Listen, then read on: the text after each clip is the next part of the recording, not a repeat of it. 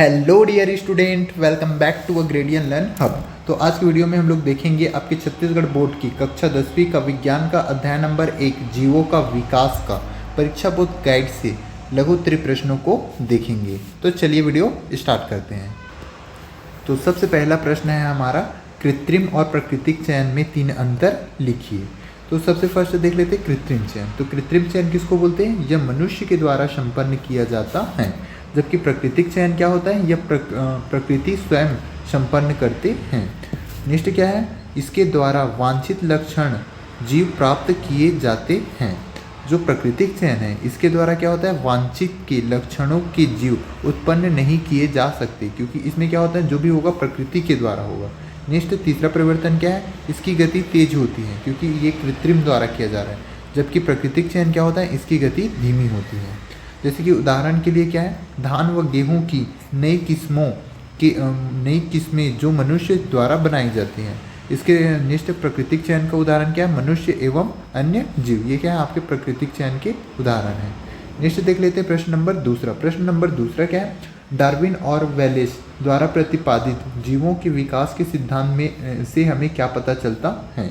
Darwin और Wallace द्वारा प्रतिपादित जीवों के विकास के सिद्धांत से हमें पता चलता है कि जीवों में विविधता पाई जाती है, जिसके कारण उनके रंग, रूप और आयु में अंतर होता है। तो मेन आंसर क्या है कि उनमें विविधता पाए जाते हैं, जिसके कारण उसके रंग, रूप और आयु में अंतर होती है। वे जीवों को अपने वातावरण में रहने के लिए अनुकूलित होते हैं, जीवित रहते हैं तथा विभिन्नताओं के द्वारा नए जीवों की उत्पत्ति करते हैं। वे जीव जो अनुकूलित नहीं हो पाते वे नष्ट हो जाते हैं। मतलब नॉर्मल से इसका आंसर क्या होगा कि विकास का सिद्धांत से हमें क्या पता चला? इससे पता चला कि जो भी जीव है उनमें विविधता पाई जाती है, जिसके कारण उसका रंग, रूप, आयु अंतर होता है। और यही जो भी जीव क्या करता है, वातावरण के अनुकूल अपने आप को ढाल लेता है, वही जीवित रहते हैं। और जो नहीं ढाल पाता वो क्या हो जाते हैं? आपका नष्ट हो जाते हैं, समाप्त हो जाते हैं। नेक्स्ट है प्रश्न नंबर तीसरा। प्रश्न नंबर तीसरा क्या है? समजात अंग से आप क्या समझते हैं? समझाइए। तो समजात अंग क्या होता है? जंतुओं तथा जीवों के वे अंग जो रचना और उत्पत्ति में समानता रखते हैं, लेकिन अलग अलग कार्य के कारण बाह्य रूप से अलग दिखाई देते हैं, समजात अंग कहलाते हैं। तथा अंगों में यह समानता समजातता होमोलॉगी कहलाता है। जैसे मेढक का अग्रपाद, सील फिशर, चमगादड़ के पंख, मनुष्य के हाथ, घोड़े के अग्रपाद तथा मोल के अग्रपाद समजात के अंग उदाहरण हैं, क्योंकि ये समान इस अस्थियों ह्यूमरस और रेडियस अल्ना कार्पसल्स, मेटाकार्पसल्स उंगलियों के बने होते हैं। तो सिंपल वर्ड में अगर देखें तो समजात अंग किसको बोलते हैं? ऐसे जंतुओं के ऐसे अंग जो क्या होते हैं? उत्पत्ति और रचना में समानता रखते हैं।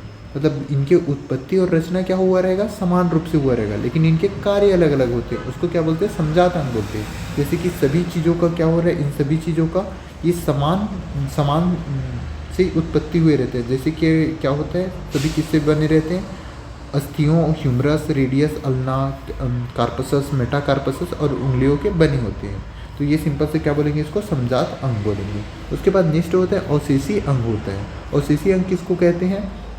जीवों के शरीर में पाए जाने वाला ऐसा अंग जो रचनाएं जिनका पूर्व में उपयोग होता था परंतु वर्तमान में उपयोग नहीं होता के कारण ह्यूमसित अवस्था में हैं, अन्वेषी अंग कहलाते हैं। जैसे मनुष्य के आंत में पाया जाने वाला वार्मी फॉर्म, एपेंडिस, आँख में निमेशक, पटल और तथा कर्ण पल्लव में पेशियाँ तथा पूछ कोशिका आदि।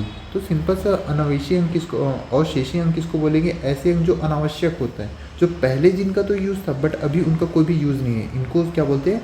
अन्वेषी अंग बोलते हैं। नेक्स्ट होता है संवृत्त अंग। संवृत्त अंग किसे कहते हैं? जीवों के उन अंग जो क्या होता है? रचना और उत्पत्ति में भिन्न होते हैं बट उनके कार्य क्या होते हैं? समानता प्रदर्शित करते हैं। उसको क्या बोलते हैं? संवृत्त अंग कहलाते हैं। इस प्रकार की समानता को क्या बोलते हैं? संवृत्तता बोलते हैं, मतलब एनालॉजी बोलते हैं, कहलाता है। तितलियों के पंख, पक्षी के पंख तथा चमगादड़ के पंख संवृत्तता प्रदर्शित करते हैं।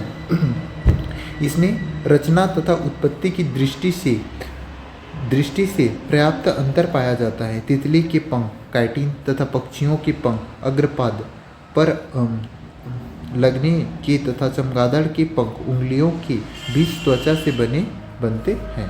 तो सिंपल वर्ड में अगर देखें तो संवृत्त अंग किसको बोलते हैं? ऐसे अंग जो क्या होते हैं, जो रचना और उत्पत्ति के आधार पे क्या होते हैं, भिन्न होते हैं, बट उनके कार्य क्या होते हैं, समान होते हैं। तो ऐसे अंग को क्या बोलेंगे?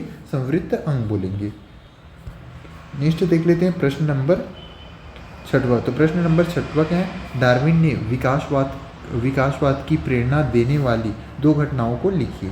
तो डार्विन के विकासवाद को प्रेरणा देने वाली 2 घटना क्या है? सबसे पहले डार्विन ने भ्रमण के दौरान गैलापागोस द्वीप पर पाए जाने वाली एक प्रकार की चिड़िया फिंच तथा दूसरे जंतुओं में वातावरण में रहने के बाद कई विविधताएं देखी, जिससे उन्होंने विभिन्नता की उत्पत्ति के महत्व का ज्ञान दिया।